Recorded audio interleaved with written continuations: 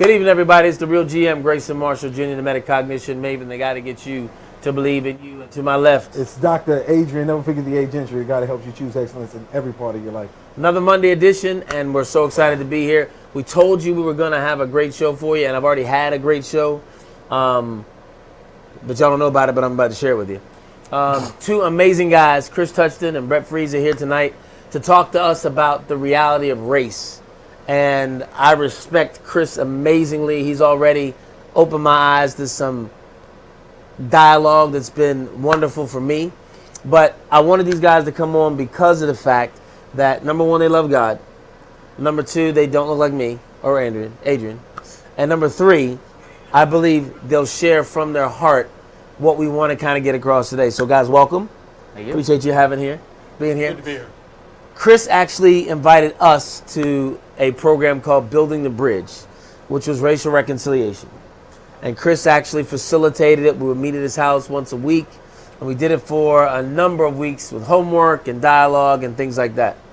So with all this has been going on with this pandemic, and I've got the complete definition now, thank you, and all that's going on, I wanted these two guys to come on because I totally respect them, and I believe that it needs to be talked about, and maybe a lot of people don't.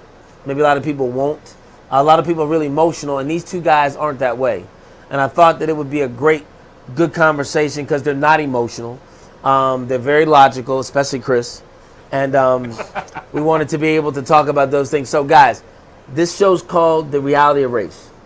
Right. And one of the things that Building the Bridge was talking about, I said, was racial reconciliation. But I want to start with Chris because Chris said something during that time, Adrian, that I thought was one of the most profound, vulnerable comments in the world. And we're talking about privilege is actually what we ended up talking about. And we're talking about white privilege, and Chris was actually leading that conversation. We're talking about scholarships and things of that nature.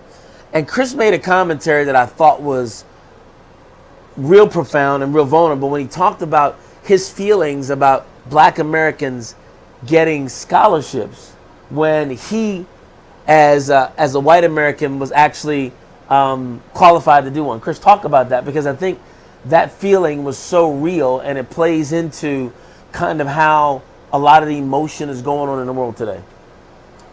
Yeah, so it was obviously when I was much younger, and he's only 25. Yeah, right. So it became sort of a running joke among my friends, like when we were trying to figure out what scholarships we were going to apply for, realizing that as a middle-class white man, we just didn't qualify for much, right? And so,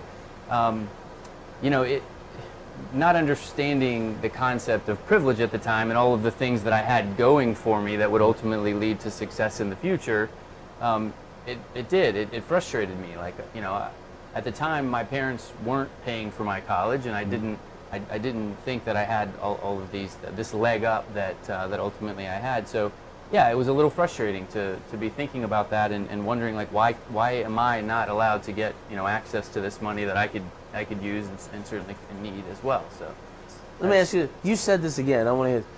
So, as a white American male, middle class, you didn't understand white privilege. Oh, for sure. I mean, I was a kid. Like, what would I know about white privilege? Right. I mean, you don't think about your current reality. Right. Like, it was just life. Like, I've since had friends, Black friends specifically, tell me that they thought I was rich, and if in my mind, I was a middle class white kid. It didn't even occur to me the privilege and the money that we had, right? Yeah, the privileges that we had. So. It's all about your frame of reference. So you fast forward to here 25 years later or so, and I think about what I did have, right? I had parents that were there for me. I had parents that let me work at the company that they started so that I could learn how to be a professional. They helped me get into a really good college by teaching me how to write an essay and buying me a personal computer when I was in high school. Like in the early 90s, that was a privilege. Nobody had that, right? And then when I go to get the next job, it's the fact that I have connections and I graduate from college and you know, not only do I have the connections that money has provided me, I also have the connections of being white, which means that I watch the white television shows and the white movies, and so when I go to that job interview, we have something in common. Correct. We can talk about Star Wars and Star Trek and all those things that white guys love to talk about, right? And so, you know, those are all segments of privilege that I have leveraged to the fullest in my career, right? You know, I don't apologize for it. I didn't know that it was a thing, right? So I just used it to carry on, right? So if I could have definitely taken a different turn early on if I had let that anger fester, and I have seen other people really get angry about the fact that they didn't have access to it, and I hear, you know, I'm poor, I'm white, and I don't get all this stuff, and that seed of anger is planted and stays with them a long time. Brett, you talked in that same vein when we were in that room about privilege. I'm asking you the same question. Did you really understand what that was when it came to white privilege? No, I don't think I did. I don't think at that point. My early years, so 2nd through 7th grade, I went to a private school where I was the poor kid in that school. Gotcha. So even though it wasn't basically an all-white school, but I was the poor kid. Gotcha. Then I went to the local high school. You know, after that, I was the rich white kid. Okay. My parents' economic situation didn't change. Right. But because of the place, so anyway, I was able to see this difference of, okay, here I was treated in such a way where I was almost an outcast in that private school situation, to where all of a sudden, now, I guess maybe I realized a little bit of privilege at that point, but to Chris's point, that's not something we really thought about. Both of you guys love God. I mean, completely love God, and that's just how you are. Based on what you were raised and what we just talked about, has your faith or your deeper studying of the Bible affected that in any way?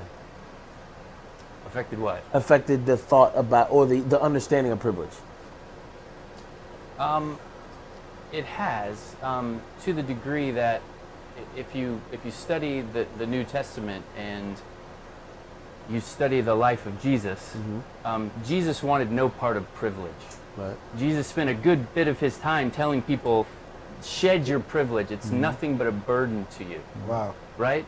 He spent his entire time finding the downtrodden, you know, helping the poor, the needy, the orphans, the widows. Like he wasn't helping me. He wasn't there for me, right? He was there for the needy. And so he you know, I think it has helped me frame Jesus' life. We're Christians. It's named, we're followers of Christ. We're supposed to emulate what he's doing. And what he did when he was here, he didn't tell people about Jesus. I mean, we're supposed to tell people about Jesus, but people that say that all it's about, if you just tell people, lead them to Christ and everything else will be fine, that's not the whole story, because that's not what Jesus did. Right. He didn't just say, follow me and you're good. He said, follow me, you're good, and now we're going to go help these people, Wow. right? So I think that's what this has really done. If there's a people group hurting, then it's my responsibility as a Christian to get down on one knee and help them and listen and not tell them that what they're saying is wrong or that their experience isn't valid. None of that's legit. It's not what the Bible teaches. It's not what I believe. Right. Yeah, and unless any of the 3 or 4 of us have Jewish blood, right? None of us were part of the chosen people, if you will, right? So we're all under grace, have been saved by Jesus. I think one of the coolest stories in the Bible is Jesus when he went into Samaria, right? Who does he reveal himself to? He reveals himself to a Samaritan, not a Jew, Right. and a woman who's kind of an outcast. I mean, to Chris's point, that's who Jesus was. He was all about drawing people in, not into this like sameness, but into this oneness all around him. What's been the toughest thing through this? I'm going to talk about them. I want to talk about the racial disharmony. What's been the toughest thing for you? And then I want to talk about the health issue. What's been the toughest thing there? So first, what's been the toughest thing for you during this whole issue with the influx and emotion when it came to race and the killing of George Floyd and what erupted in the world because of that? It feels a little uncomfortable for me to say that there was something that negatively affected me. So let me just start by saying that, right? I Right. just put it out there. I mean, to me, in a strange way, I have been.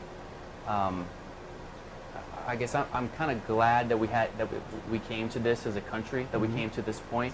I mean, the circumstances were obviously terrible, and you Right. don't want to have to go through that. But sometimes it takes flashpoints like that to get a nation to wake up and realize that it didn't all get better during the civil rights movement. Right. Like, we still have problems. And, Right. you know, as Malcolm X said, if you stick a knife in 9 inches deep and you pull it out 6 inches, do you feel any better? No. No, you don't. Even if we're only 2 or 3 inches deep in the knife Correct. of racial issues in our country, there's still a knife in the back. And I think over the last couple of months, that's been made very, very clear. Right? So I'm glad that words like structural racism are part of our national lexicon now, where we can just get it out there and talk about it, and it's not a dirty word that white people are scared of. Right. Now, there are certainly white people that are still angry about that concept, but you're allowed to talk about it now. And a few months ago, it was a lot harder to have that conversation. So, Or to even bring Or up to that bring- conversation. right, exactly. I mean, even think about when we started our group and how we had to kind of, at least I felt, you gave me a hard time about feeling like I had to walk on eggshells all the time. Right. But it was because of the white people in the room. Right. Right. Right. Because Yeah. it's not part of the white culture to talk about stuff that makes us feel uncomfortable, right? We just we put But all you that don't- aside and we just like No, I'm sorry. we sweep it under the rug. We don't talk about it. But you know what? That's every society. That's every culture. Right, That's maybe not so, just, yeah. That's not just, we'll talk amongst ourselves, and I think that's where the problem comes in at. One thing I loved about the group is now we have to cross the line, right? We have to talk about the things that you believe and things that we believe. And I think as a country, we have so many different prejudice or so many different beliefs that make no sense about the other race, and we haven't had that conversation. So sitting down with you guys made us understand a lot more about how you think. I remember the first group I went through, Every Man a Warrior, and in that room is a 12-month course about manhood, biblical manhood. And in that room, you had Mexican, you had black, you had white, and I remember sitting down and everybody being completely vulnerable. And it was like, you know what? White people don't have different problems than we have, you know what I mean? Like than black people have. We all have the same problems, you know what I mean? But we make it seem as though, the world makes it seem as though we're so different that we can't possibly understand each other. It's true. The problem is proximity. We're segmented as a society, right? So Right. in your neighborhood, in my neighborhood, it's not always the case, but for the most part, like the people that we're around look like us, right? And so if you're a white person, the way you learn about black people is not by having this kind of dialogue, by not talking to each other. It's about the media. It's about all the bad stuff you see in the media. You know, it's about television and movies, and you know, black people are allowed to be the hero every now and then, like Will Smith or somebody like that. Well, he wrote the movie. Right. They're allowed to be the goofy best friend who dies first in the horror movie. Yeah. And then they're allowed to be a drug dealer and a criminal. Wow. And so if you're white, that's your experience with black people. I mean, I hate to ruffle some feathers here, but it's we the don't worry truth. about that. Not on this show. We don't worry Okay, about that. I mean, that's the truth. If you don't know multiple black people and learn about their culture and learn that not everyone's a criminal, not everyone's leaving their kid to be raised by their mom only. I know lots of black men that care deeply about their children. Not everybody is telling they're black people are raising their kids to be respectful of police. It's the first conversation you have to have because it's so dangerous. That's what I learned. I didn't know all that until I started having these kind of dialogues that said, oh, wait, you teach them to be disrespectful, but after the 52nd time they've gotten pulled over, maybe they lost their temper a little bit, which is what happened with Philando Castile. 50-something times in the same neighborhood on his way to work. The 53rd time he lost his temper. It wouldn't have taken that many times for me to lose my temper, right? So, you know, that you get my point, right? It's Because you figure you and I, right, probably both grew up never fearing the police. no. Never. We're driving past a cop, unless we're doing something like we're speeding 80 in the 25 zone, right? We're not afraid of the cop. That's right. He's serving us. That's right. That's right. And yeah, I have had my share of run-ins with cops, but not. But it's because cops were being disrespectful to me for no apparent reason. Right. And I feel the need to stand up for myself, Right. right? And so my mom didn't teach me that. My mom taught me to be respectful to cops. But if a police officer is going to be disrespectful to me first, I'm going to stand up for myself.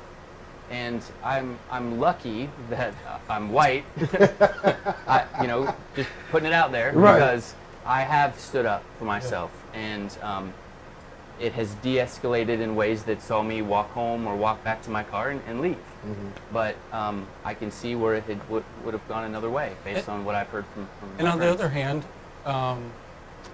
I would say probably almost a third of my closest friends, their fathers were police officers.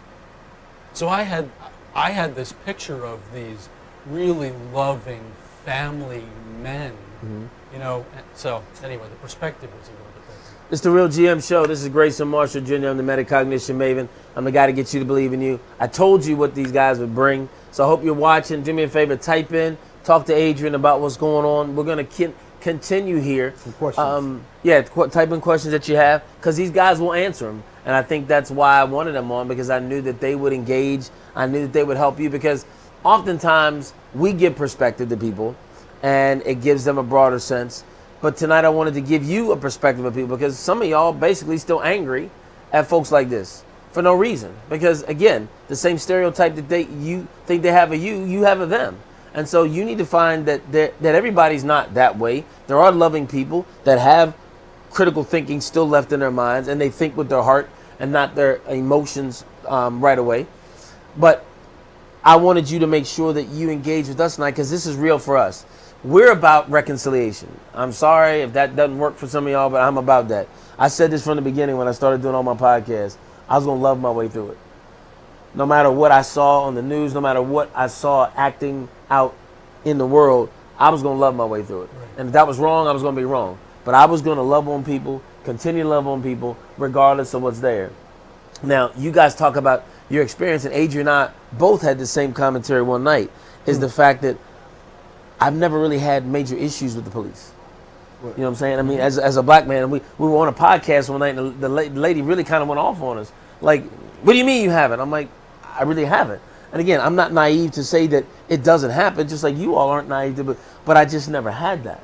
So for me, I see things a little differently.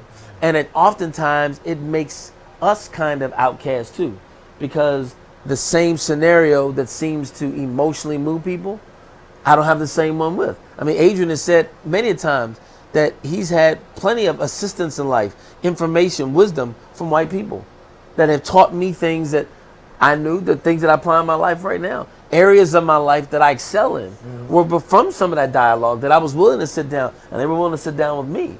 And I think that that's why we have to have this, because I still think there's a fear and apprehension. As much information as you give, there's still somebody that said, well, what's his angle though? Right. No matter what, yeah. you still got an angle. Sure. And you can't, it's very hard for you to be genuine and transparent and vulnerable when that still seems to be, no matter what I do, no matter how I am. And I think that was kind of the same way with Jesus. When you look at it, they still were trying to figure out what the hook was. What the hook was. You don't look like a king, so I really can't be, you can't be no king. So what is it? Now you're blasphemous, saying that you are one, and then all this was going on with him. So I asked about the emotion with race. What about the health that's going on when it comes down to it? Because there are different philosophies. There are different belief systems when it comes to races and that too. Certain demographics seem to be more affected than others. How has that affected you? And the next question I'm going to take to that, Chris and Brett, is this: how did you have a struggle with engaging with your, I'll use this term, black friends, once all this emotion went down? Yeah, so sorry to back up No, a go step. do what you gotta, go ahead. Yeah, no, let me back up a step to the last question about Yeah. anger from the racial issues Right. in the country. I get why black people would be angry at white people. I mean, that's the obvious statement of the year, right? So, and I think what we saw there for a minute was a bunch of white people's eyes opened to things that they thought were done, were gone. You know, the video of George Floyd, I think it shifted the way people thought about it. And it wasn't just that incident. I think there was a confluence of several different things that happened Right. during that Ahmaud Arbery as well, and you know the list goes on, right? So all of that happened. Well, a bunch of people's eyes were opened. You know, groups like Be the Bridge started seeing an explosion in membership. Like the memberships doubled over the last. Talk about couple that. of- Talk about it. Tell them what Build a Bridge is. So, Talk about yeah, it. so Be the Bridge is Be the Bridge, I'm yeah, sorry. Be the Bridge is a nationwide racial reconciliation group with the idea of building a bridge by having these types of conversations. Because we're segregated, we can't have this dialogue unless we intentionally seek it out, and it is based on the Bible because of what we were talking about before. Jesus was here to seek justice for those in need, and that's the idea. So, you know, we need to seize the moment to actually make positive change. So if there's going to be frustration for my part, it's that it will be very easy for white people in particular to go back to normal life, because none of this really impacts us until it hits our emotions when we see video like that. Right. Right? We can go on forever, and that's what white people have done since slavery ended and since the civil rights movement. Is we can segment it off as somebody else's problem because it's not affecting me. And so if we don't keep this momentum to actually make real change in our country, whether it's criminal justice reform or some of the other laws that are in place, then it will be for nothing, right? We will be back in this place in another 5 years when some other video hits the news and we all get emotionally wrapped up in it again. So Good. No, and I think with you saying that, and I've seen so many varying points. So you think with clarity. It's not emotion, not attached to the belief system or information you were given when you were younger. What do you say to the white person that's hell-bent on believing there's no such thing as racism? Black people aren't oppressed. I think one of the things that came out of our group was, I can't remember who said it, but it was like, okay, well, he's black, he made it, then all of y'all should be able to make it. yeah. Like, I guess, Right, what do yeah. you say to that person that believes that there is no racism? You know what I mean? Black people are poor because they're lazy. Like, what?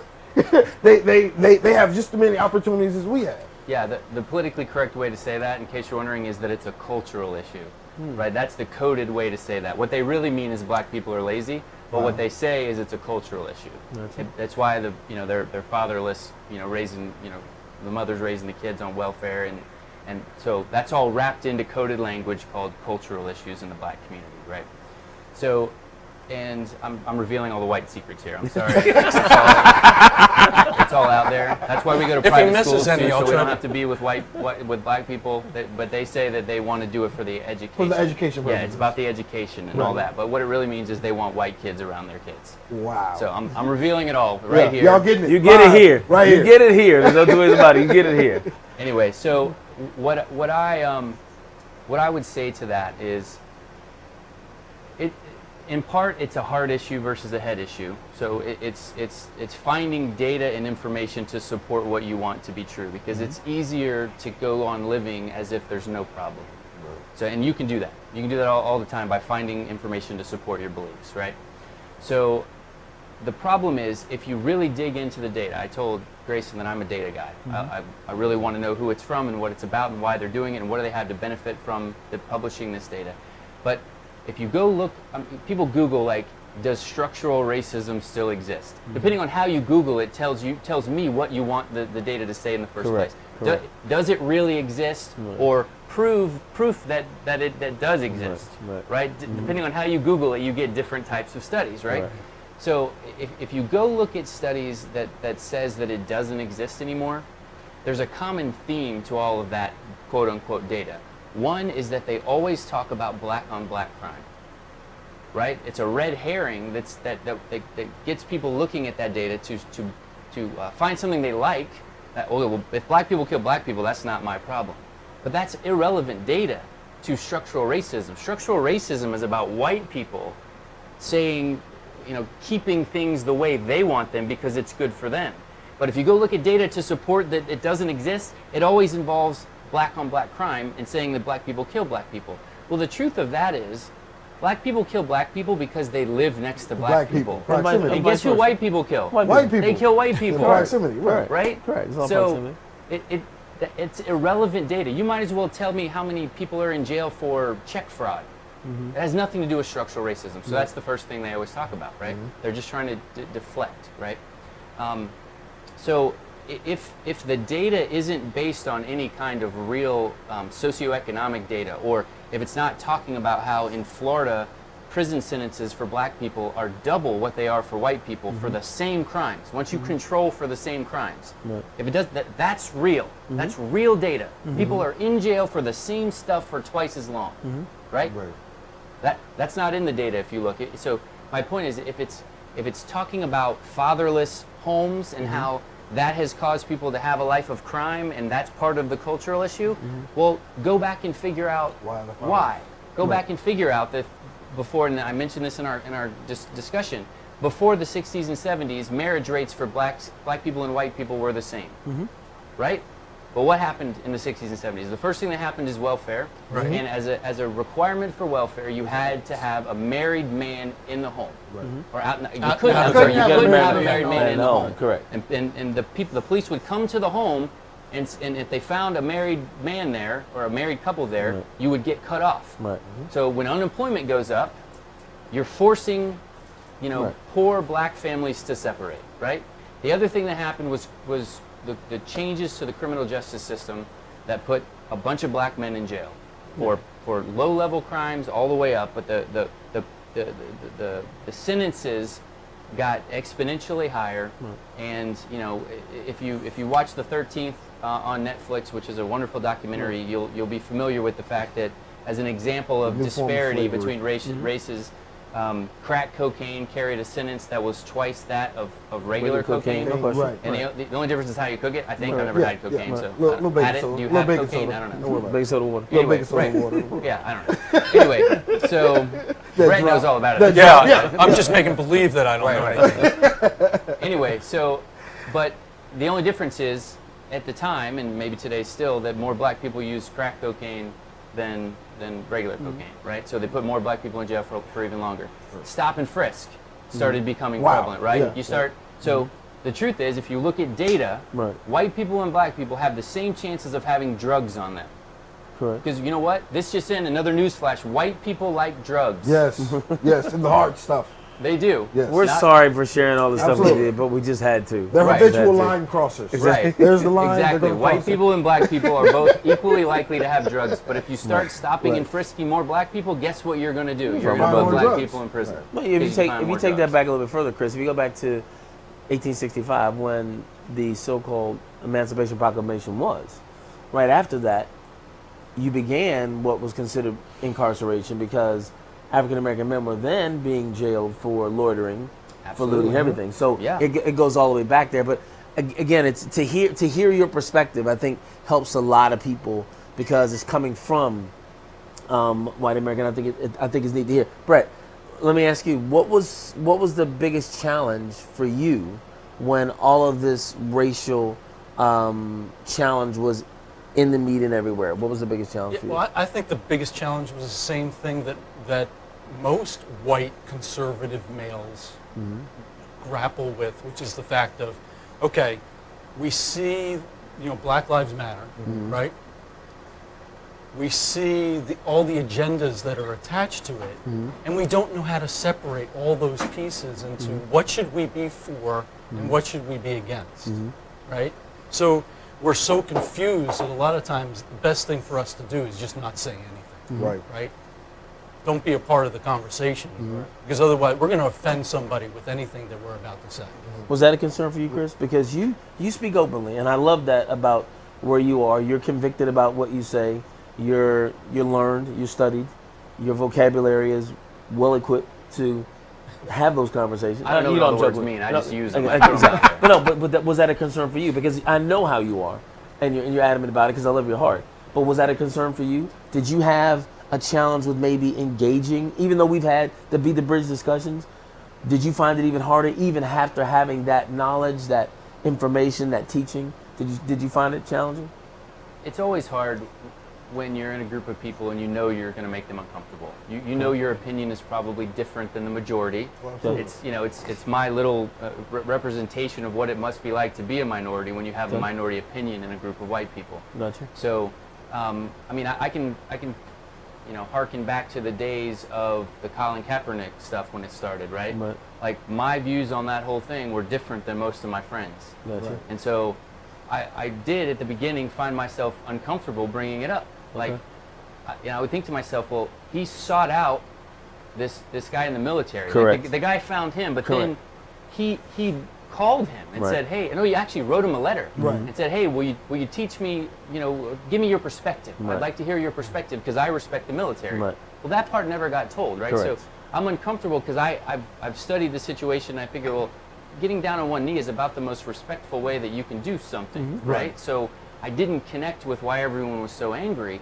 And so I would bring it up and I would get this just vitriol, just anger and hatred and stand up for the flag. Yeah. And so it did. At first, it made me feel really uncomfortable, just like it might have been a few months ago if you talked about structural racism. But then I realized that to be silent is to be complicit. Wow. That's the way I feel. So if it makes me feel uncomfortable, that means I'm supposed to be saying something. Right. Right? So, and that's not my quote. That's Martin Luther King's That quote. was good stuff. That was Right? good stuff. I mean, so He would let you I'm- use I was it. almost, I'm not, I was almost going to take that. and put Yeah, he it would back. let, Right. but he will let you use Yeah. it. So Okay, go ahead. I'm borrowing it from Yeah. him, but that's the truth. So right? with Malcolm that- X after he went to Mecca. Right. Go ahead, go ahead. So that's when I realized that, it's me talking to you. Don't take this the wrong way, Grayson, but me talking to you about this right now doesn't do any good.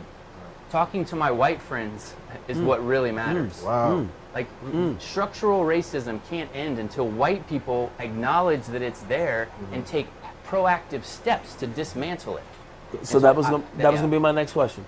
I want to know from you guys one thing that you think would go a long way into beginning to ratify structural racism, or a couple. But I mean, just thinking about if you could think of one. I know there's a whole bunch of them. Yeah, there's. See, so in our group, you asked me frequently, like, what's our goal here? Like that was one question you just every week. Right. What's our goal? Brett, you asked that too. Like, what are we trying to get out of this? Right. And so we can talk about big things like criminal justice reform Right.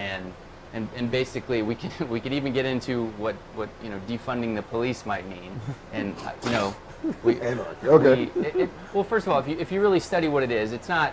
Nobody wants to get rid of the police. Right. Maybe it needs a different name or something, but we're putting police in really bad position of handling domestic disputes and homeless issues and things that can escalate if you're not properly trained, but probably don't require a gun to handle. Right. So, figuring out a different way to police in society, I think would be a great step, because the truth of the matter is that our policing system, as you pointed out earlier, is rooted in slavery. It was established to go hunt down slaves Correct. Absolutely. that had left their plantation, Correct.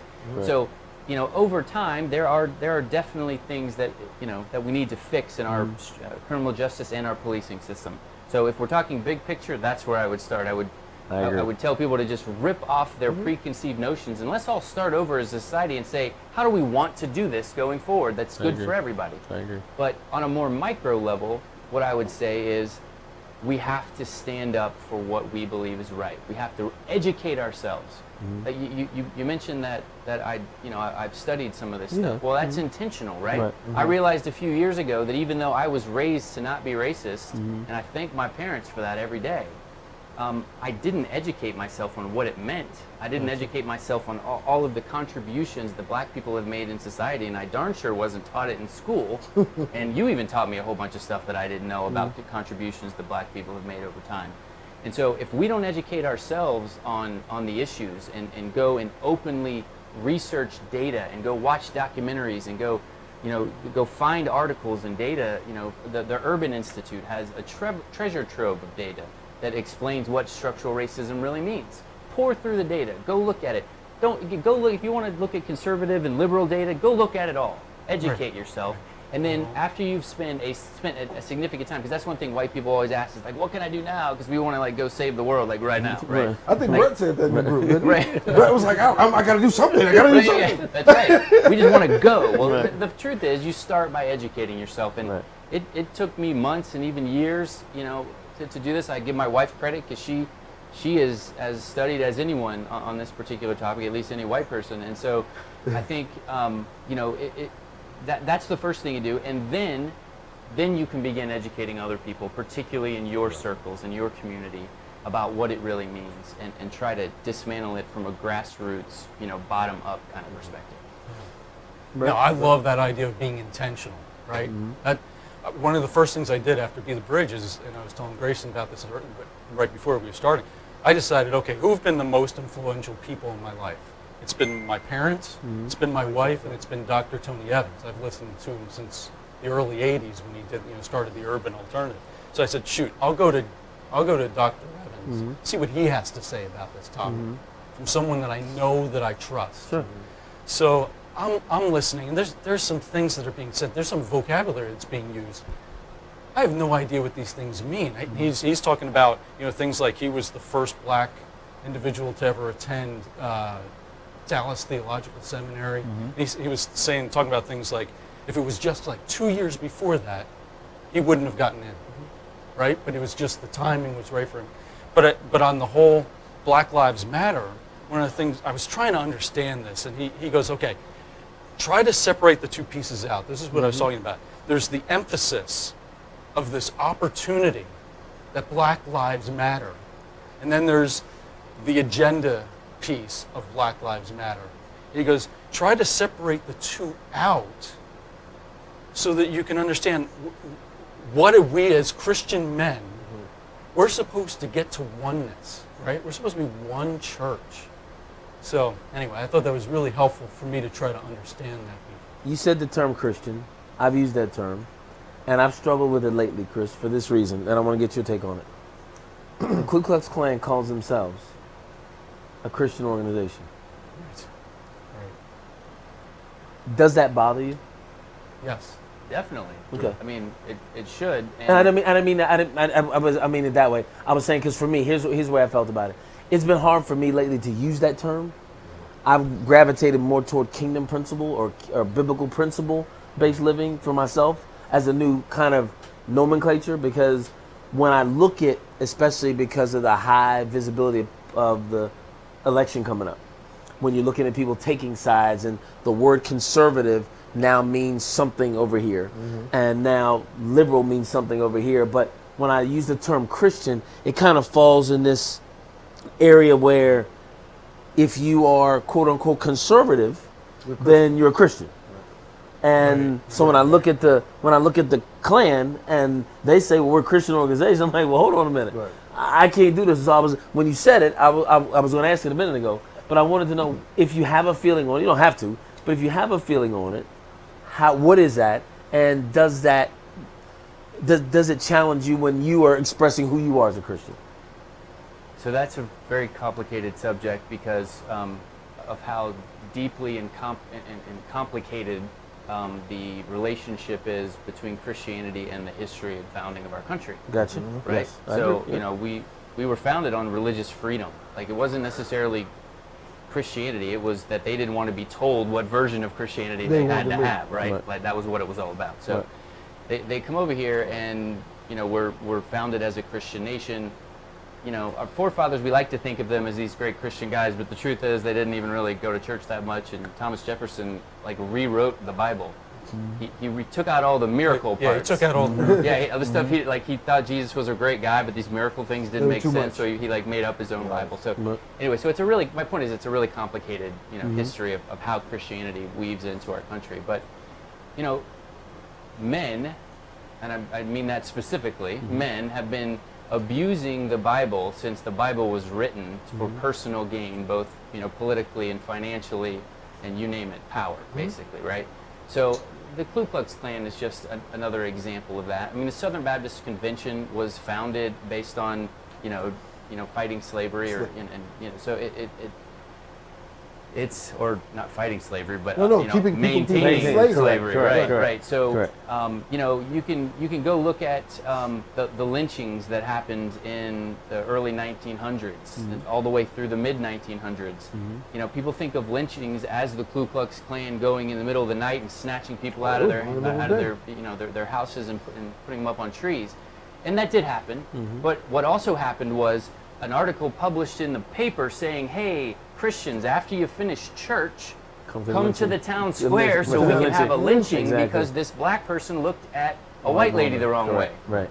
So they weren't separating their Christianity and saying, hey, wait a minute, this is not how Jesus would have acted. Right. They left church, dressed up in their nice clothes, went to the town square to watch a lynching. Took pictures. Right? So it's a complicated issue is my point.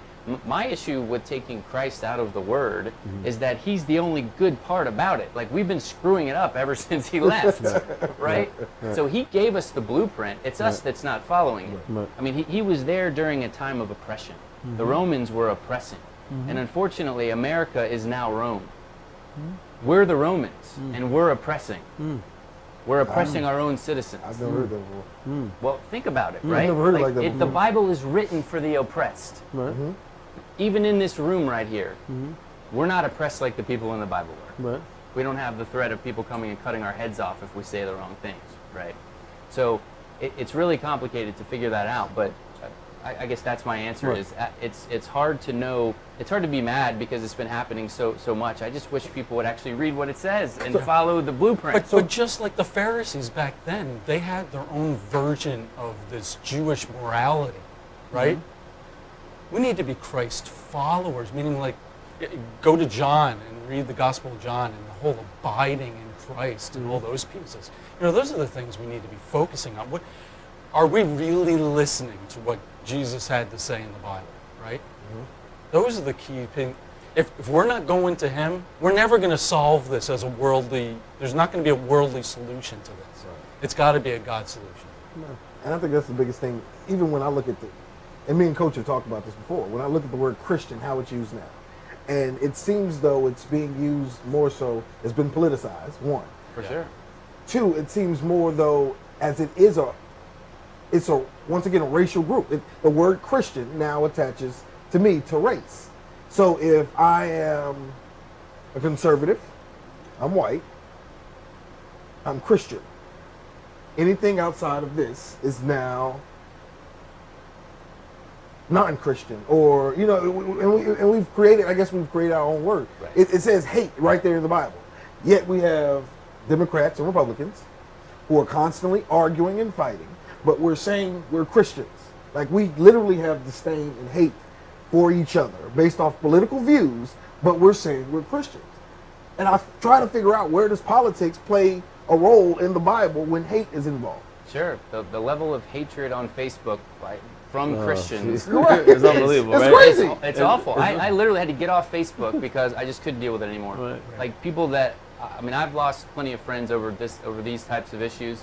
They don't want to have anything to do with me anymore. If just because I'm saying things like Black Lives Matter, like, that has been enough to end friendships. Period. So, if that's where we're starting, we have a long way to go. What's so dangerous about us just talking about it? Well, Hosea 4:6 says, "My people are destroyed due to lack of knowledge." But it's the next verse that I think describes why we are the way we are and why we're continuing to do it. It says, "Because you have rejected the knowledge, I will reject you as my priest, and I will forget your children."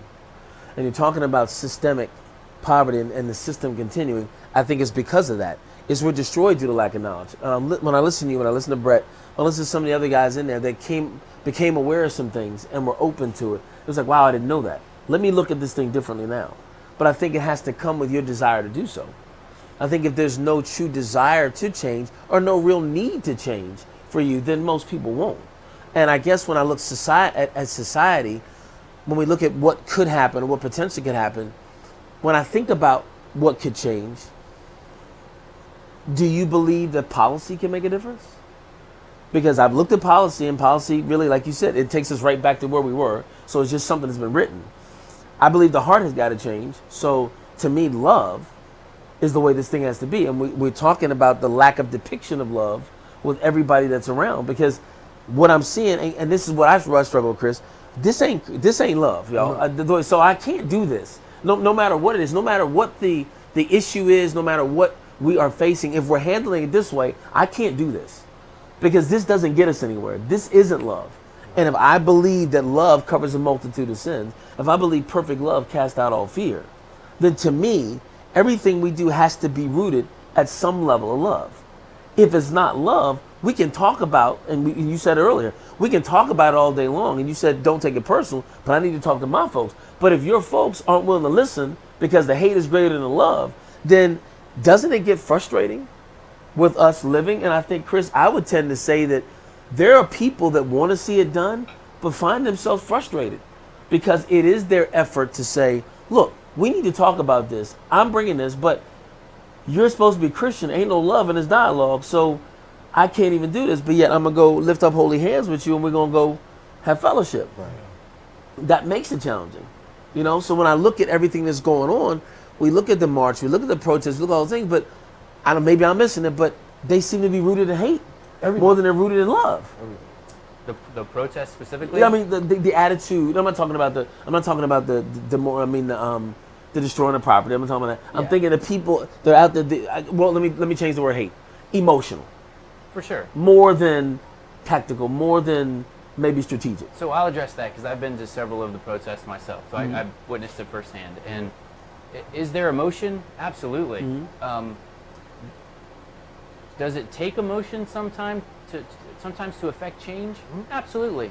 I mean, we wouldn't have come to the civil rights movement without, unfortunately, without children, being sprayed and burned and shot in the street, right? That changed the American mindset, right? So, people standing up and getting emotional and saying, enough is enough.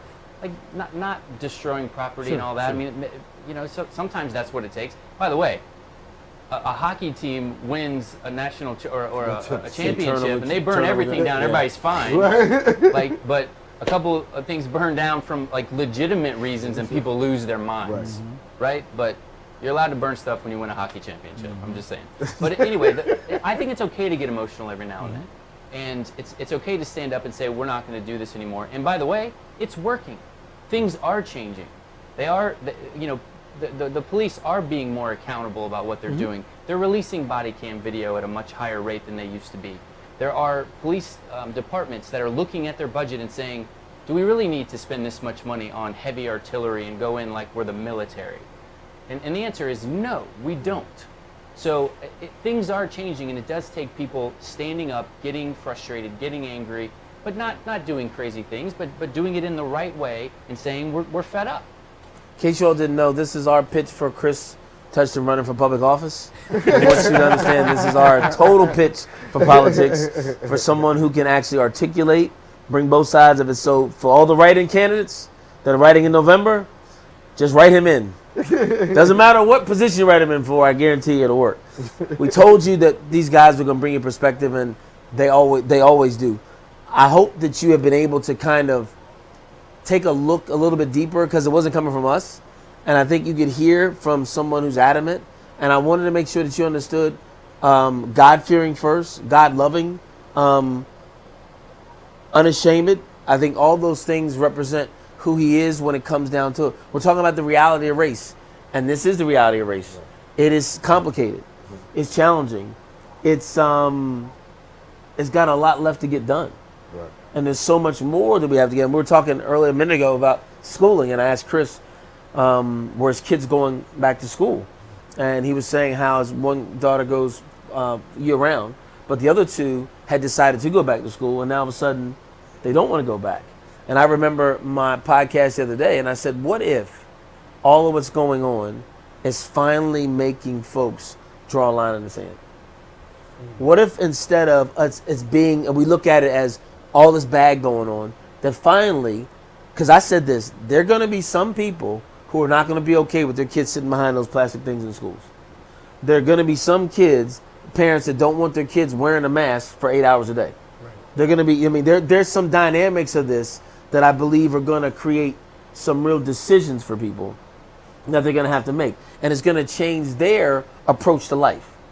And I think maybe, as you said, I'm glad it kind of happened, and I'm in the same space and volition, notwithstanding the atrocities that took place, but the realization of, and for me, it's less about race and more about love. That's for me personally, because again, I want to see all of us getting along. I don't want it to become compartmentalized and forget the rest of it again, because I think we can get segmented that way. We can really chase after this one thing, and we're still not addressing the bigger picture, which will be a great picture for everybody. But in closing, guys, we got 6 minutes left. give me just a thought about what people can do, Chris. What you believe, and you've said a little bit, but what you believe white America can continue to do in their own space, being open to engaging in the dialogue, regardless of how the response is going to be, because I think that's the apprehension. And maybe what they can do to become a little bit more bolder, to act like, and I'm going to tell them to be like you, but I think the attitude that you have would go a long way into beginning to rectify and beginning to change some of what consistently sits in the world today. Well, the first thing I would say is I'll reiterate self-education. There's lots of good stuff out there, and you have Even no the stuff excuse. by Latasha. Right. I mean, it's yeah. great yeah. stuff. I'll give a shout out to Tasha Morrison, who founded Be the Bridge. Look her up. She's got incredible stuff out there. So educate yourself. She's an amazing woman. But here's the thing: if you're worried, so if you're worried about losing friends because of standing up for what you believe to be the right thing, then you might not have the right friends. Right? Say that again. Say it again. Hold on. He gonna come back. We're gonna rewind that. Say that again, Chris. If you're worried about losing friends because of standing up for what you believe is right, then you might not have the right friends. And so, if that's all it takes, and they don't love you anyway, and just because of this, then time to move on. Next, right? So, that's what I would say. And I've learned that, right? Have I lost a group of friends that I thought were really good friends 10 years ago? Yes, I have. Wow. I have, and I've found some really great ones to replace them. Wow. So I mean, that's just the way. So be bold in life, and you'll be fine. A moment of frustration and a moment of embarrassment and a moment of being left out of the majority isn't gonna matter in the grander scheme of things. What about you, And Brett? in the grand scheme, think about it, in Jesus' big plan for reconciliation, the ultimate goal is that we're with him forever. You guys are stuck with me forever, and we better get along well, right? Right. Why don't we love each other? Like, No. it was a new command I give you: love one another. Well, the Bible says you owe no man nothing but to, you don't owe man anything but to love him. Right. And I think, again, but why is it? Let me ask you this. We got 4 minutes left. We touched on this, and I don't want to go deep in it, but I had made my comment that I thought that I was disappointed with the stand that the church seemed to take. Religion, church, I don't know how we want to describe it, but the religious organization, I was disappointed at their what appeared to be their unwillingness to gather, talk about, be involved. Did that frustrate any of you when all this went on? Because as you said earlier, Brett, in the 60s, it was the church leading all this. And they didn't seem, in my opinion, on a national scale, I'm talking about the large voices that are in the Christian community. I heard the support evangelically from a few when it came to the antics of President Trump, the Paula Whites and those guys. But I didn't see a lot of the other ones that really say anything. And maybe I missed them, but I didn't. And you guys may have seen. But did it challenge you? And what did it say to you, Brett? What did it say to you? I think things kind of moved so fast Okay. for some that they really didn't know how to respond. Gotcha. And then once things got so political, they had a hard time figuring out how to respond as well. Gotcha. I Right? got you. I'm not saying that that's the right attitude. Sure. I'm just saying I'm trying to think about, okay, if I was a pastor Okay. of a white church, Okay. how do I even approach all this? I got Well, you. you got to. I got You have to. Right. I think I'm still not completely sure exactly how to approach it Gotcha. if I was a white pastor, but Well, you have to. And that's real. Chris? Maybe this won't be a popular opinion, but They're okay with that. I think they're okay with that. Nothing has been. I think that churches are, should look out for the well-being of their people, and especially in today's day and age where everything can be done online. That taking a step back, trying to figure out, but we still don't know what we have. Like every day, the data changes. We don't know. This thing could double in 2 weeks, or this thing could go way down in 2 weeks. We don't know. Right. So I think the churches and businesses and whoever needed to take a step back. If we have the ability to scale back and keep people safe, let's do it for a season. and evaluate what we need to do going forward, and do it in a safe way. That and you, if you want to stand up for what's right, you can still do that and not have to be, you know, next to each other face to face. You can do it online. You can do it through social distancing, whatever you want to do. So I appreciate people that are stepping back and saying, I think your well-being is the most important thing. And so I'm not going to even try to get you to come here into this church if that's what's, you know, if putting your health at risk is on the table. Let me ask you this. In saying that, what entity or what is going to make someone comfortable? Who is going to be the person that says it's okay to go back to normal? What's going to say that? In other words, because we're talking about the groups, the organizations that are giving us the data. Sure. What group, what data group is, I guess, sufficient or sound enough that could make a declaration to the world that all of this is resolved? Who can do that? Yeah, I don't think there is any one Okay. data point that's going to make this better. I got you. You know, we're in uncharted territory. We have never seen a pandemic quite like this, that spreads like this. The asymptomatic spreading is an issue, right? You can't get it under control if you don't know somebody has it. And so, you know, really, the truth is we're not going to get back to regular life until this thing's gone, either through medicine or just, you know, because it disappears or however it might leave one day. And unfortunately, the way it's trending, it doesn't seem like that's happening anytime soon. So we need to figure out a way to live with it. And so does that mean maybe doing a little bit different? I mean, we decided at my work, we're not going back until there's a vaccine. So we have some people that are still working and that are required to be there. They are spread out. They were spread out among the entire, around the whole building, so they can stay, you know, 6+ feet apart. Mm-hmm. And the rest of us are working from home until we are 100% safe, or sure that it's safe. So, you know, it's a moving target. We're all going to have to decide what we do in our own world, be it in our business, our personal life. You have to make tough decisions with your kids about how they can interact with other people. But, you know, to me, I tell my kids all the time, like, it's not about you. It's about the fact that my father is in a protected category or an at-risk category, and we hang out with him. So if you're out there, you know, perhaps getting it and you don't know it, you're putting him at risk. Do I think my kids are going to be sick?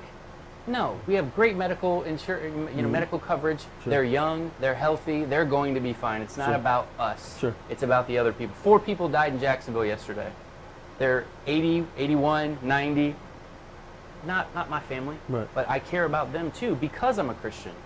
Like it's my responsibility to do what I can to stop the 80 to 90 people in Florida that are dying a day. That's a lot of people every single day. 80 to 90 people are dying right now, which is, what, 10 times higher than it was 2 months ago? Maybe it's 5 times higher than it was 2 months ago? It's a lot. It's going up. So we should take it seriously, my belief. Well, you know what? I told you. Go ahead, Brett. Last words. I was just going to say, it's what's so hard is it's so politically motivated right now. Mm-hmm. You don't know what stats to trust. Yeah. Whether it's as bad as people say it is, or, you know, to the other extreme, that it's not a problem at all. And it makes it incredibly difficult as a business person and also trying to help figure out, okay, economically, we can't afford for this to go on much longer. I mean, the debt level that we're taking on to do that. And the inner cities, they're getting crushed. These jobs aren't going to come back anytime soon if we don't figure out how to deal with it. So it's a tough issue. Uncharted water, the reality of race, it goes beyond color. It affects everybody. Guys, I want to thank you. You guys are always, I knew what it would be, so thank you so much. You guys are amazing. Dr. Gentry, appreciate you as always. 904 Live TV, keep watching everything Mr. Petty puts out here. We're going to have a fire show next week, too. I'll let you know about that one tomorrow. Dr. Gentry going to put out this one early because it's going to be fun. So, for these guys right here, Chris Touchton, Brett. Dr. Adrian, never forget the A. Gentry. This has been the Real GM Show. Thank you for joining us again on Monday. We'll see you next week. Good night. God bless you. Legend. 904live.com, Jacksonville's #1 local digital television with live local entertainment 24 hours a day, 7 days a week. 904live.com.